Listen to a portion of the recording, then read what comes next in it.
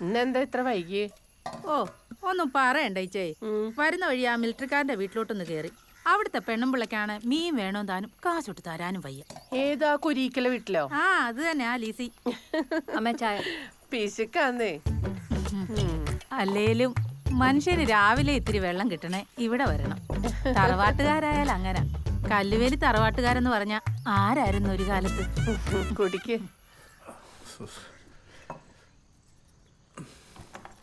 ചോറ്.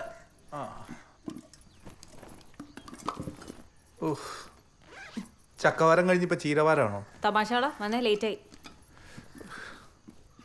ഇച്ചേ അപ്പുറത്തെ വീട്ടിലെ ഗീതയുടെ പുതിയ മരുമോൾ എങ്ങനെ ഉണ്ട്?